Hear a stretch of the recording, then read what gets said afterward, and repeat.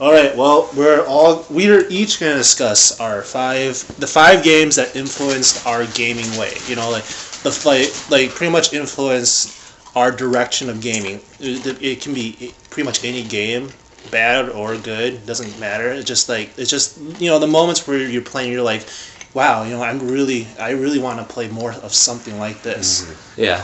Okay. Well, not necessarily our favorites, but they could be our favorites. They could. Yeah. They're not. Yeah. Exactly. Okay, well, let's see.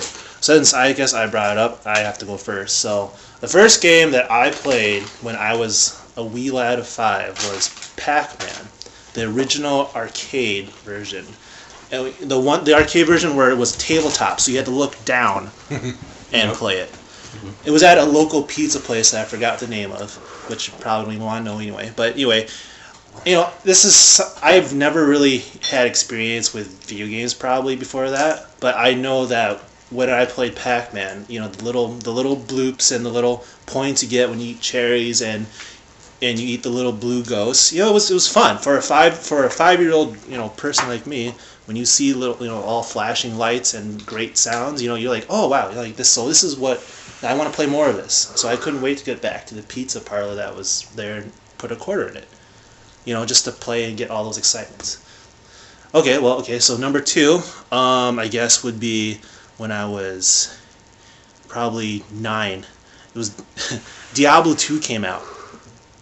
And at that time, it was a game where it was gory. It was gory. But it was also fun and addictive because it's pretty much you could do whatever you want, I would say. And the skill, and it allowed me to just nerd out because you could put stats and numbers and stuff and get a whole bunch of different weapons to combo it. It was pretty fun, and that was kind of my launching pad into PC stuff. Pretty much my launching pad to PC stuff. Okay, third, I would say it's Counter-Strike Source because it introduced me to LAN parties. LAN parties and online gaming, I would say. I'm not sure if the online game was that popular back then. I can't exactly remember, but I do remember the LAN parties and how much fun those were. Let's see here. Number 4 would probably be... Let's see here. Obviously number 4 would be Super Mario 3. Because, Mario 1 and Mario 2 were pretty fun, but, they were kind of boring. Plus, you couldn't go... They weren't exactly boring. They were just repetitive. I thought they were a little bit repetitive. But in Mario 3, there was all these other powers and everything, and plus the art and the music were definitely got an upgrade. So I like that. And I guess my last one that would probably be an influence. It's probably Grand Theft Auto 3 when PS2 came out, because at that time there was no really notion of doing whatever you want, a sandbox type of game, especially one where it was influenced by doing something bad, like crime-wise. And it's Grand Theft Auto is still pretty popular, but back in the day when I was, what age would I have been? 13 maybe, 13 or 14. It was good. It was something. It was kind of game changing, I guess, and all the controversy around it as well made it even. It was just influenced. So those are my 5. Go ahead, Joe. All right. Well, to start it off, I'd say my first of the 5 would be Pokemon Yellow. That was. I remember I was the only one in my family who had that, extended cousins included. I remember just going to Christmas parties and all my such a young motherfucker. My brothers and sisters playing games Game Boy together, and we'd all be sitting around playing our Pokemon games, just sitting there. I even had the little satchel that goes around your neck. Just flip it open and you had the link cable, didn't you? Yep, link cables. Had all that shit, and I was just playing through that, and that was so much fun, just playing through that. Eventually, one of my cousins got a Game Boy. What were the cheat things called? Game Genie. No, the Shark. Oh, Game Shark. Game Shark. They got one of those and rare candies up the ass. It was amazing. Yeah. You But- get those but- rare. You can get those rare candies without the game. Yeah, you just glitch it. Yep. And then Masingo, Blue, all that red, and shit. blue. Oh, it was so much fun. I still love that game. And then other ones I can think of. Number 2 that I can think of would be Age of Empires 2. Yeah. Okay. Oh, that was my RTS. That was. I even convinced my mom to let me play that during school hours of homeschooling because it taught me history, and I know. That's a good excuse. Yeah, That's a good exactly. one. It's a good one. But it taught me like. But even before I read about these people, it was like Joan of Arc, Saladin, Crusades, all these things. It was amazing. I love that game, especially because unlike Age of Empires 1, 2 let you create worlds, so you're able to create your own map, and even that, although it was basically like, okay, half of these are going to be samurai, half of this map is Vikings, go, and just fighting it out.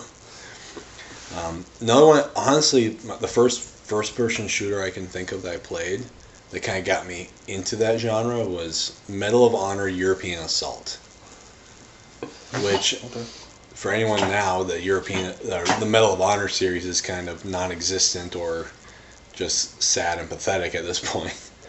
But that game was just fun to play, rent it, like going to the game store and renting the shit out of that game. Never owned it, but just constantly renting it for a week at a time, playing it nonstop, having friends over to play multiplayer and killing them. That was my first experience with a first-person shooter. Other influential games. I'll get there. I'm at 3 now. 5. I'm not. I'm at sure you have 5? 5. Pokemon Yellow, Age of Empires, Medal of Honor. No, you're right at You 3. I'm at 3. Okay. I have 4. And I thought I was the bad one at math. Shut up. Joe drunk can count better than both me and Chris combined. Damn.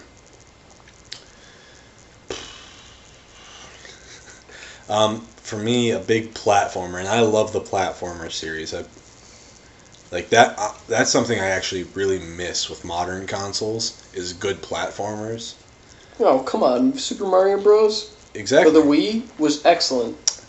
Well, I never owned a Wii. Oh. It was a great game. I've played it. I loved it. But I just feel like besides the Wii and Nintendo, the other ones, which used to have really good platformers, are kind of slacking on it. They never really did it good. Well, PlayStation 2 had enjoyable platformers for me. I loved Jak and Daxter, Ratchet and Clank, Spyro the Dragon. Basically, actually, and then Crash Bandicoot, but Crash and Spyro were better on PS1, and then PS2 happened, and it just got sad. But yeah, Super Mario Bros. For the Super Nintendo, that was my first Mario Brothers experience, was playing through that. And I love that, being able to eventually glitch the game, so you get the cape and fly through an entire level and end it immediately. Oh, that would hours on end. Uncles kicking us off the Super Nintendo to drunkenly play through it until 3 in the morning. That brings back a lot of good memories. And fourth one, I would say and I'm gonna go to RPG for this one, was. I think that was your 5th. This would be your 5th. That was my 4th. This will be your This fifth. would be your 5th. Yeah. Yeah, this will be my 5th. Baldur's Gate. Oh yeah.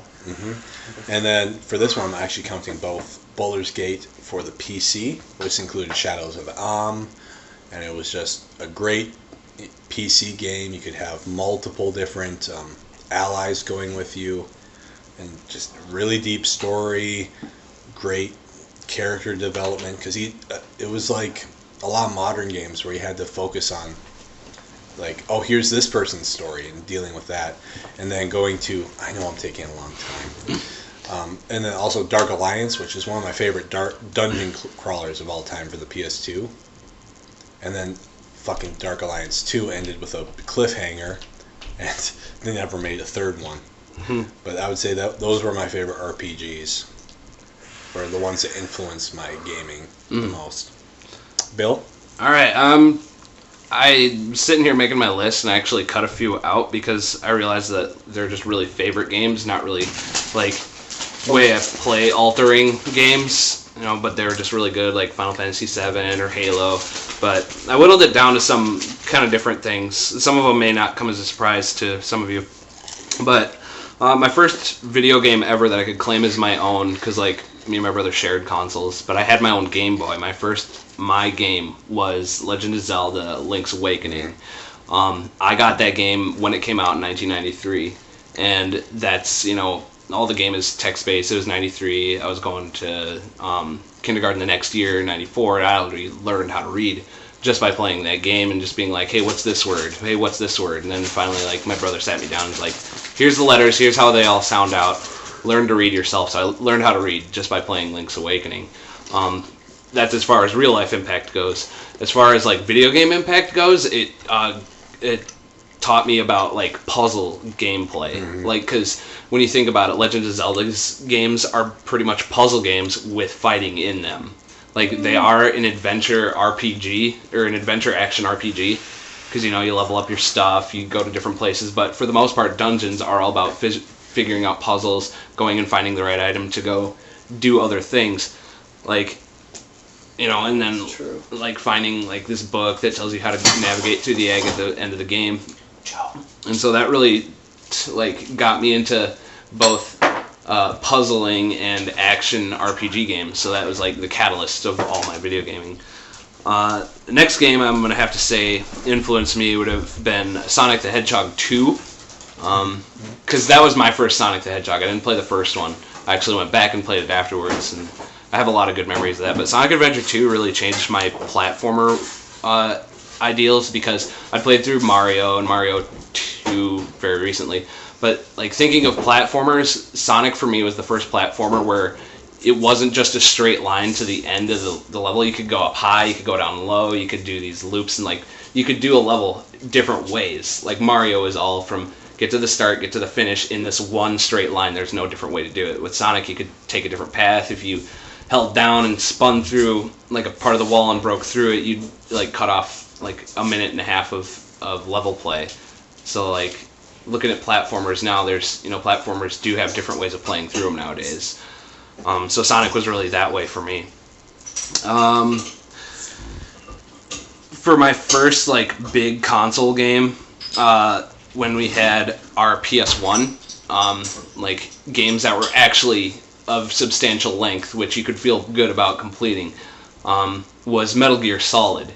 It was 3 discs, I think, 3 or 4. And like it was my first game I played from start to finish without having like my older brother play a section for me, because it was at the time we were still sharing consoles, and like I'd be playing a game by myself and I'd be like, this is too hard, do this for me. This is the first game that I was able to like complete on my own. Not only that, but like it taught me about like stealth and not running and gunning the whole time through a shooter game as like it should be. Like that influenced how I play Halo nowadays. Like if I see a person on the other end of the map about to go around a corner, I'm not just gonna be like, oh, I should shoot that guy, even though I know I'm not gonna kill him as he's going around the corner. I'm just like, okay, he can go that way, I'll go this way, and like getting tactical about shooting other players. How I play Destiny. Yeah. So yeah, that influenced how I play shooters and how I like sneaking and espionage games, and it's really my pinnacle game. My first, knock it off, Joe. This is why we can't have nice things. Yeah. Anyways, go ahead, Bill. So yeah, Metal Gear, my first like big game that I beat on my own. I'm gonna go for a racing game. I still can't believe you beat Metal Gear on your own. Yeah. My first big racing game for me was Mario Kart, but that's not like the pinnacle changer for me. Fuck yeah, Mario Kart. But the one that really changed how I race, like actually being smart about it and drifting around corners and using different racers' abilities and different racers' like special stuff, like was Chocobo Racing for the PS1. Like it was like set to this like storyline. It was really cutesy and childish, but like it had some legitimate like racing elements. Different characters had different like traits, like better grip, better acceleration, better top speeds, better magic use to like how faster magic would charge up. Like that taught me about character balancing within like racing games. Not only that, but like in other games too. Like for this map, this character would be great for this. For this other map, a different character would be great for that. So that's why Chocobo Racing was influential on mine. And my last game would have to be Morrowind. It was my one of my favorite open world games. It was, I played Morrowind and then I went back and played Arena and Daggerfall after the fact. But like Morrowind set the stage for me for an open world game, which also had like the RPG element, like certain stats and builds you could do, like, and it had different reasons for different things, which the later Elder Scrolls kind of threw out. Like, they did. Like orcs, you could not play them in Morrowind and use magic very well at the same time because according to what it means, when you do a spell, you use an incantation, but orcs have giant teeth and they can't enunciate properly. Yeah. So they couldn't use magic properly, where they threw that away in Oblivion and Skyrim, where orcs can use magic, whatever. So like I like things like that. They kind of pissed me off. So I was like, okay, this actually makes sense. You sounded a little bitter there. I did kind of sound a little bitter. But yeah, Morrowind really did open me up to, one, RPGs. Even though I played Final Fantasy VII, that was my catalyst of RPGs. But like, the one that really changed the game for me was Morrowind. Like, because you can do a story in a linear way, or you can fuck around but still do the story at the same time. So yeah, in open worlds, like there's so much shit to do. You could combo spells and fly off into space. The first, I mean Daggerfall was better, but the first truly open world RPG I feel like was Morrowind. Yep. Yeah, so those are my 5. So my 5, I'm going to begin from the beginning, as people often do. I'm going to begin with Game & Watch Galleries. It seems like a newer game to those who played it, but I played it on the original Game Boy, and it's essentially a bunch of games where you have to do one thing very, very accurately, very, very simply, over and over again, as best as you fucking can. And so, like, that began it for me, like, just being as accurate as you fucking can, and just being as good as you fucking can, and do it as best as you fucking can. After that, I would have to say Tyran, a game which most people have never ever played. It is a game like, I guess you could say Galaga, but a more advanced version of Galaga, where you bought your own ship, you did everything, you could upgrade it and shit like that. It was a fucking awesome game. I still have it. But as a fantastic game, and like you just upgrade your ship and you could do things as best as you fucking can, and you had to fucking dodge everything. It's all about skills. You had to do everything as perfectly as you fucking can when you saw it coming at you. The third game would probably be Tony Hawk's Pro Skater 4. Yep. A fantastic game. I played it online. It's the first online game I ever played, and I played it for a good many years. And, fuck, man, I have to say this one next. Next, I would say Mario RPG. The first RPG that I really ever got into, and I was like, this is an RPG I can play. This is an RPG with the storyline advanced enough to give me a sense of the game and, like, really, really draw me into it. I loved Mario RPG. And, like, several years later, I have to say, because nobody else said it, Halo. Yeah. Yeah. Okay. Halo was the first first-person shooter which controls were good enough. Because I'm not like people who were PC gamers. I've been all console all my life, and so in lieu of League of Legends, which I started playing on PC a ton. But Halo was the first console game I ever played that was a first-person shooter where the controls actually made sense. It was all about skill and accuracy. I love that game. It's a fantastic game. And, go Halo. Yeah. Fuck every other game. Fuck Call of Duty. You don't have to aim in that shit. Yeah. Pretty sure all of us could say that. Fuck Call of Duty. All right, let's. Yeah. To get this off. Was that all 5? That was all 5. I went really fast. Yeah. You did. I'm sorry I went so long. No, it's no problem. Okay, just a quick fire. Let's do our top 3 favorite games. We don't have to explain them. Let's just say top 3. Oh, jeez. I have to be last. Okay. Joe. Joe. Top 3 favorite games I'd say are Pokemon Gold. Ah, damn it.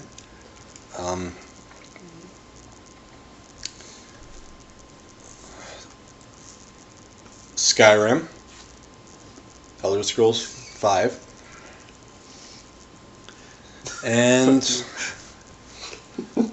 I'm sorry. Even if I was sober, this is a hard subject to just narrow it down. And I'm probably going to regret most of my choices even at the end.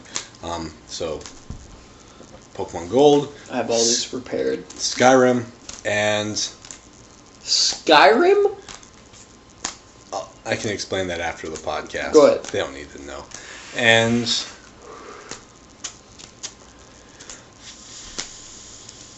Spyro the Dragon. Well, there you go. My top 3 would have to be Legend of Zelda: Link's Awakening. Mm-hmm. I love that game. Halo Combat Evolved, and Final Fantasy VII. Are these the top 3 most influential games, or the top 3 games you've enjoyed the most? Yeah, favorites, basically. Fuck, man. I think overall, I feel like I know, that's the same 3. I might have my 3 too right now. Okay. I would say Game & Watch Galleries, if I can include every single game in that one title. Second would be Tony Hawk's Pro Skater 4. All the Tony Hawks I can include in that as well.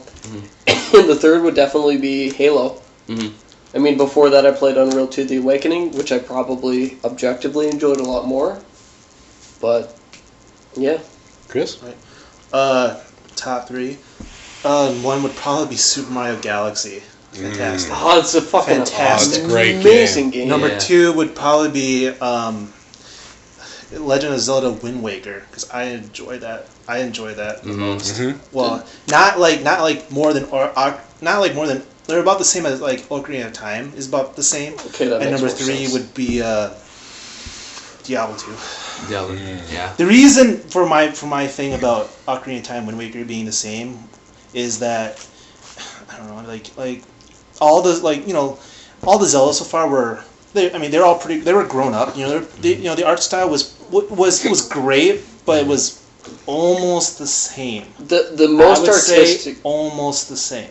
However, with Wind Waker, when they cutie'd it up, I remember everyone saying, "Look at what they did! It's terrible." But when you played it, it was like it wouldn't be Wind Waker without it. Yeah. The graphics of Wind Waker were amazing. I mean, they were just beautiful. Oh, yeah. They were like they were drawn. They were like airbrushed. Yeah. And everyone's complaining like, "Oh, the sea, you have to sail a lot." It wouldn't be Wind Waker if you didn't sail. Like, what are you gonna do? Like in Ocarina of Time, you're gonna go on your horse. I would complain say about that. Like, sailing was part of the fun because there's all these like little things like, what is that? I want to see what that is. I would say the best 3D Zelda was Majora's Mask. I would agree with you. A lot of people say that I'm full of shit when I say that's my favorite because they're like, "Oh, the time limit," and I'm like, But that's what's so sweet about it. Like, you're living 3 days over and over again in the coolest way possible. and you're like, decisions impact the gameplay. Yeah. Like, you decide to go early to the farm and get the milk. You drink the Chateau Romani. You have unlimited magic for the rest of the 3 days. I'd say that. I mean, but at the same time, like, Wind Waker, in terms of content, is way better than any Zelda has ever been. I mean, I was thrilled when they announced Wind Waker HD for the Wii U, and I haven't played it yet. But from what I looked at it, I was like, oh man, that looks so pretty. Yeah. It looks so good. Wind Waker is fantastic, but at the same time, like, I don't know. Personally, I like Majora's Mask better, just in terms of creativity. They have to have all these events happen within these 3 days if you have them play out in certain different ways, and I feel like that's fantastic. Yeah, I did like the outro sequence where it shows like the best possible scenario for everything you could impact through it. But Wind Waker, like, in terms objectively, in terms of content, is better. See, that's the thing with me and Zelda is that, like, Majora's Mask would probably be my third because What would be your second? Ocarina of Time. Oh. Because Really? because I like digging around. I like taking my time and digging around. Then why wouldn't you like Majora's Mask? Well, because I felt like I couldn't just dick around, for very long. Oh yeah, like I really wanted just to get lost and just Right. dick around. Like Wind Waker and Ocarina of Time allowed me to just dick around without touching the story. Yep. Oh God. Oh, Majora's I Mask almost was so for good. my top 5. I almost swapped out Counter-Strike Source for SOCOM on PS2. Oh yeah. Because that was my first console. I can't online believe shooter. anyone other than me said Halo. Well, I was gonna say Halo, but I wanted Counter-Strike helped me prepare for Halo though. Yeah. Right, but I suppose you got into the generation earlier than I did. You had the two. I went from controller I went from before I Nintendo. did. I went from oddly enough, I went from Atari to Nintendo to SNES to Genesis to and then it branched off to PC and then it went into PlayStation and then I went into PS2. Seems like a lot of other people went into Xbox. Oh yeah. Yeah. I went into that's I went into PS2, which is with the open world thing. If I played Xbox first, I probably would have said Morrowind. However, since I went to PS2, my first open world experience was GTA 3. GTA. Yeah. Well, No, because you were PC. So, honestly, out of all of us, Chris is the most advanced, and, he saw the games earlier than all of us did, because he was actually playing them on the console they were intended for. I still have my Atari. I would say the weirdest thing is, unlike a lot of you guys you all are amazing PC gamers compared, One League of Legends, yeah. Yeah, my computer is a piece of shit. Mhm. I PC gamed harder than before I started console gaming. Really? Mm-hmm. I did RTSs all the time. I did, when it comes to shooters, my first shooter, Dark Forces. Oh, yeah. But, I'd say Medal of Honor was the main one that clicked for me. But I played that, Jedi Outcast. Those games. Honestly, I love that game too. honestly, but it's not the same line as Halo. Go ahead. along with first multiplayer shooters, besides Counter-Strike, I would say is GoldenEye in 64. Well, I almost said GoldenEye, but GoldenEye didn't have the controls right. It didn't, but it didn't stop you from having 4 people over, 4 people experiencing. No, that's true. 4-player split screen. I mean, it didn't stop you. Oh, and I remember Tony Hawk, in our old youth center, which was a shitty, broken down school, playing Tony Hawk on the PS2, and just with the Mario one. I almost said it was between Mario 3 or Mario 64. It was tough. Yeah. It was tough. I just liked Mario 3 because of just the artwork of it. Oh yeah, for sure. I am kind of remiss that I didn't mention a platformer, but That's okay. We do have our honorable mentions we could call. I wanted to say Phantasy Star Online because that was my first MMO. Oh yeah. Yep. Do you remember Ultima Online? Yeah. fuck you, I remember yes. Ultima Online. One thing I remember when it comes to beat 'em ups. Teenage Mutant Ninja Turtles Through Time. Yeah, Turtles in Time? For the Sega Genesis. Yep. My old played it for Super pastors, Nintendo, but whatever. his kids had a Sega Genesis, and they had that game. If they still had it, I would buy that off them in a second. With Turtles in Time, I specifically got the Xbox games, Teenage Mutant Ninja Turtles, and then Ninja Turtles 2. I specifically bought Turtles 2 and played until the level until you could unlock the arcade game, and I didn't play the disc any other content on that disc except for Turtles in Time after that. I love side-scrolling beat 'em ups. Like Streets of Rage. With the whole arcade, there could be a different list just for arcade games, like that Star Wars game where you're just sitting in a chair with one joystick, and you just go through. It's a rail shooter basically, where you're either shooting in space or that one was a little bit more free play. But when you're in Hoth in the tunnels going around shooting troopers and then wampas, that was. Yeah, I remember. Actually, I remember. Yeah. Anytime that arcade game was out there, that's what I played. See, I want to go back to the Phantasy Star bit. It was an MMO, but it wasn't like a super MMO because you could only be on like a server with like between 25 and 50 other people. But really, it was the first MMO. It was I a played realm. as well. I would Yeah. say it's a realm game. It wasn't Yeah, a true MMO. It was a realm. Yeah, like there are people because it was on the Dreamcast, which doesn't have servers anymore and hasn't for a long time. But you could plug your Dreamcast in your PC and set it through these different routes and actually play on privately owned servers and play Phantasy Star Online. Also, I'm just going to say quickly, I regret not saying that I played Halo 1 on XBL more than most people have ever done. In XBL, do you know that? Xbox Live? XBL? No. Before Xbox Live, there was a system where you would plug your Ethernet cord right into your modem, and you could play with people on landlines that you would trick the system in to thinking that they were landlines, but they were actually online. I didn't even know of that. You see, when it comes to Halo, I honestly didn't play Halo 1 that much. I played Halo 2 a lot more. Like, that's when that series really clicked for me. I just want to punch you in the face right now, because Halo 2 is by far my least favorite. I really didn't have friends who had Xbox until Halo 2 came out. Mm-hmm. Yeah, I didn't have friends that had Xbox. And then I had friends who had the Xbox, and then they had Halo 1 and Halo 2, but they were more into Halo 2, so that's what I played. I got Xbox because of the friends I had. Yeah, me too. That was the same way. Like, I got my PS2 because I didn't want any friends. See, I was, which is screw you all. I'm getting first player games on my PS2. Yeah, that was me with the Wii U. Which was RPGs have always been better at the PlayStation system. Yeah. Yep. See, I was different where I was the one with the system. Yeah. No one else had the system, so I was like, okay, I have a PlayStation 2. And I just stuck with that because the library was just amazing for it. It pissed me off when I'd have a game and then someone would come over while I was gone and play that game and beat it. Yeah. Like Jack and Daxter 2. Those fuckers. Your RTS suggestion made me realize if I had an RTS influential game, it's between two. Between StarCraft or Warcraft. It's tough. Yeah, it's tough. StarCraft made it on my influential list, but I had to cut it out because of the 5 list. Yeah. You see, I wanted to say that just for my RTS stuff because like it was my first RTS. Yeah. Age of Empires 2 was very close to Star Wars Battlegrounds for me. Yeah. The Star Wars RTS, that was what did I close. say? I said Pac-Man, Counter-Strike Source, Diablo 2, GTA 3. What was the fifth one? SOCOM.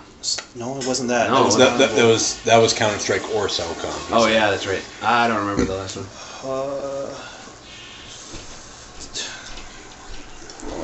What did I say for the fifth one? I can't remember. I don't know.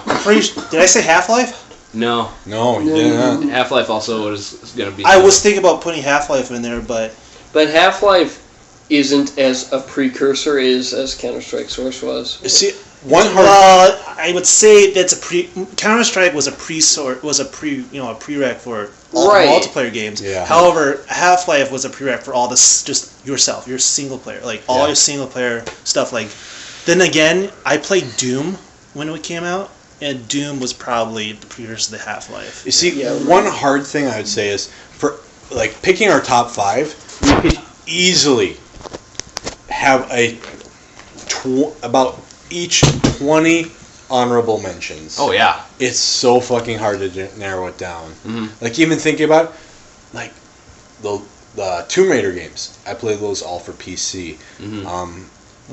Basically any Dark Forces and any of its followers, I played all for PC. I didn't even mention Resident Evil 2. Yeah. Resident Evil 2. Resident Evil. The first Resident Evil I played was oddly enough 4. Oh, okay. Yeah. Well, fun. Mm-hmm. Oh, so many games. Sonic the Hedgehog, I played that on Sega Genesis. Or which one came out for Genesis? No, it's Sonic the Hedgehog. Yeah, I played that for Genesis. 1, 2, 3, and Sonic and Knuckles, Sonic Spinball. I had the Super Mario All-Stars I had, so I had like so many different games on that one. Star Wars A New Hope. Mm-hmm. That Super Nintendo game was very like profound, even though it was hard as fuck. Yeah. The game was really difficult. Yeah. You okay? Yeah. All right. I feel like if we just each sat down, we could come up with 30 of the games that just made us gamers. Yeah, I think we'd have enough content for many episodes if we just talked, like we each went through 2 of our favorite games a piece. Easily. We could do that for 20 episodes in a row. Easily. Yeah. Another topic you talked about was I would say, your top 3 most visually beautiful games, I would say.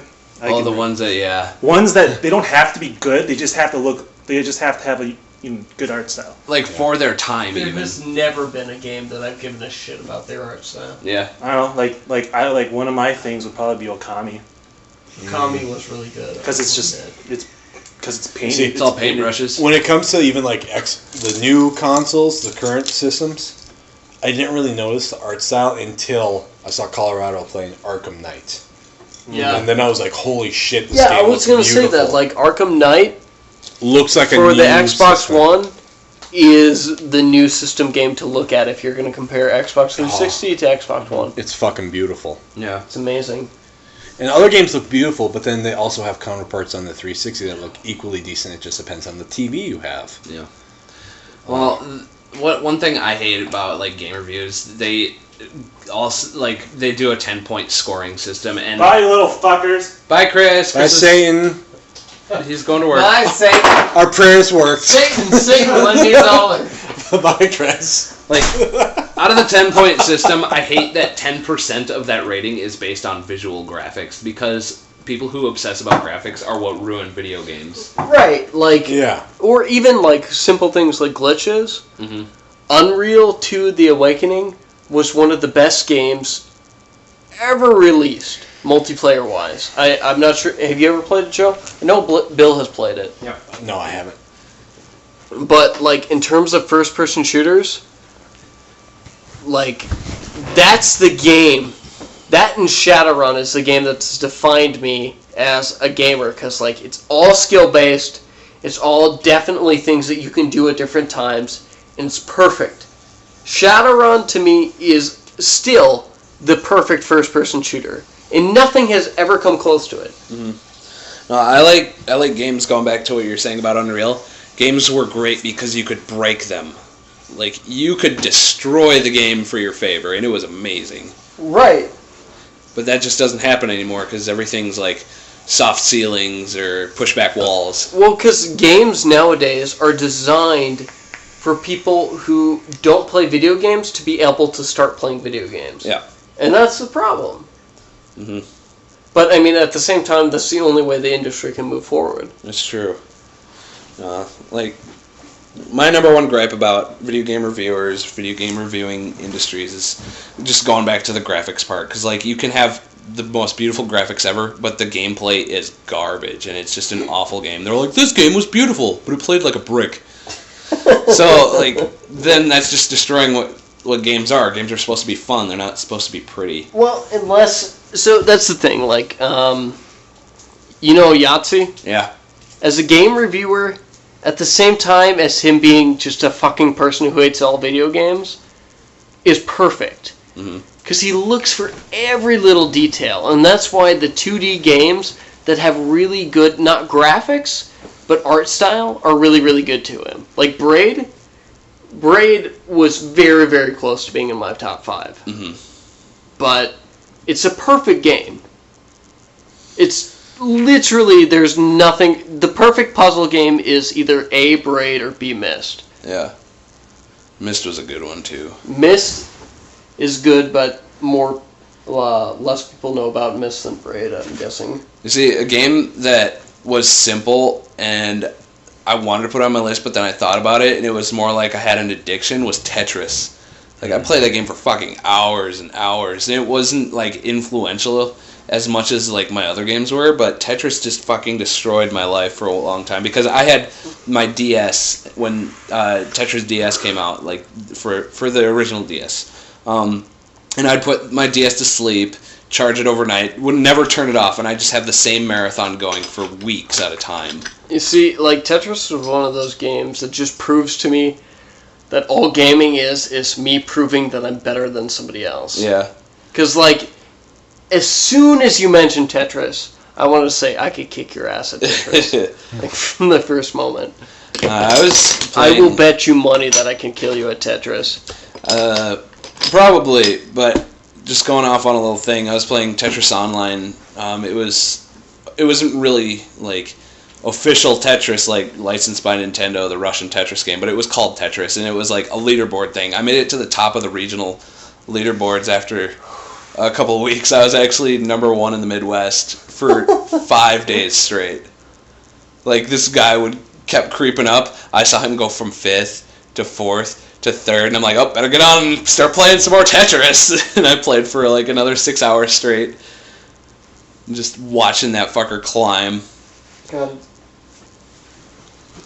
But yeah, it was just an obsession, really.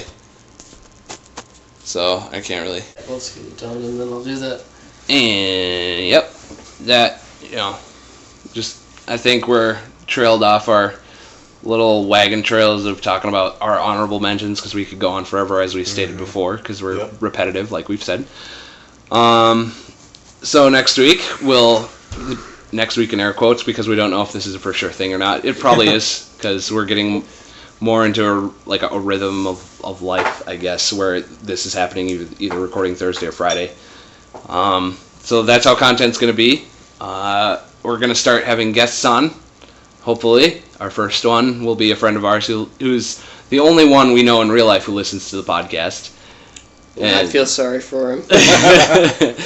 So, thanks everyone for listening. I know we didn't introduce ourselves at the beginning.